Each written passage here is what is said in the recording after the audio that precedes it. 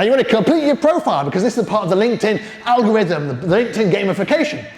Put your summary down, make sure the first 3 lines are compelling because you want people to go see more, show more about your profile and see more about your personal brand. So put down there and then put your videos down there for your YouTube channel or your website, for example. And now describe the company you work for the same way your company page does on LinkedIn for brand consistency. Don't just say what you do at the company, say what your company does for somebody else. And then use the media from it, whether it's the YouTube channel or the website, for example. Drive people there, use media, because it's a very visual idea of LinkedIn. Now, what else do you do? Put in other things, part of your personal branding. So things like, I lecture at NUS, for example, so I put down NUS. I'm also a contributor to the Business Times. I put that down there. And I mentor students at SMU, so I put that down there. It's part of my personal branding. Everyone here has the same thing. You all do other things apart from your job. That's all part of your personal brand. Recommendations, skills, and award are also part of it. Fill these in. Put your recommendations down, put your skills down, get endorsed by people who know about your skills, for example. So, for example, social selling, I get endorsed by people like David Tang, who's the #1 social seller on Microsoft, and LinkedIn. So get endorsed by people who know about that particular skill. Put down your awards and achievements, for example. But don't do things like this. A lifelong passion for problem solving. What does that mean? Nothing. It describes everyone in this room. Don't do things like that, it's not personal. Or this, business leader. What does that mean? It means nothing. So don't put things like that. And this one, it's a genuine profile. All these are genuine profiles, believe me. This is the love doctor. Genuine profile. So he takes you through a whole journey of love. Love marriage. And then you have a husband-wife disturbance. And then you have to convince parents for that love marriage.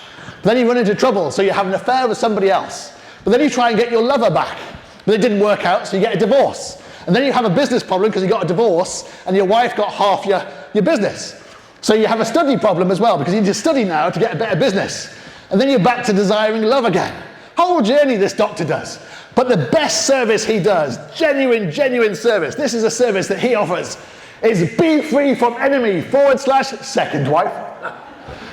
That whole second wife business, very niche service. And Peter here is out of work, so LinkedIn tell me that Peter is celebrating a work anniversary at 4 years out of work. Brilliant. And how many people went, congratulations for being out of work for 4 years? Fantastic. And don't be endorsed for PowerPoint, Excel, and telling the time. Not great skills to be endorsed for. And if you're English or Singaporean, you cannot be endorsed for awesomeness and general awesomeness. Only Americans can be endorsed for those kind of things. And why would you do this? I don't understand why people do this. So Belle here has said where she used to work, not where she does work. Because obviously she's prouder of the company she used to work at and her current company.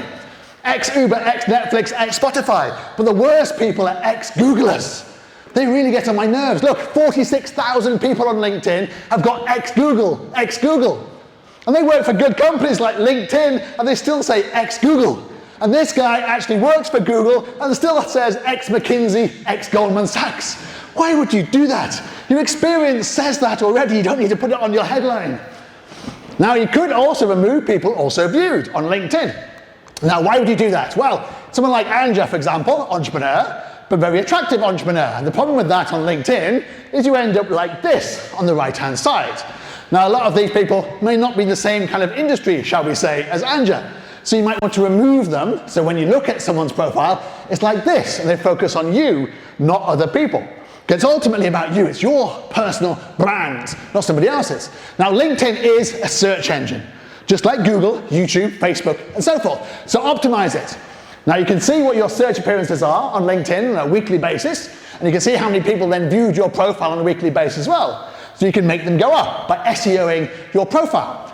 The largest I've ever got is at 110,000, which remains the world's largest, because it's all about driving people to our profiles, to make people aware of what we do. You can do the same thing. You often do it by adding in positions. So I've got like 200 jobs at the moment. But it's because LinkedIn works like this. You put in locations, and people do searches in different areas. So our biggest market is in Zurich. So I put down there, for example, I'm in Zurich, therefore I get found if someone puts LinkedIn into Zurich.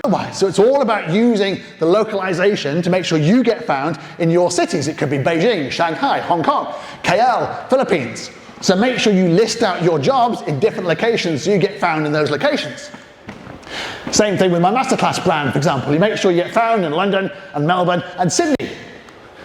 And then you put something like a hashtag in. You need to have the hashtag that you want to be found for, like personal branding, in your headline and your experience to get found for it.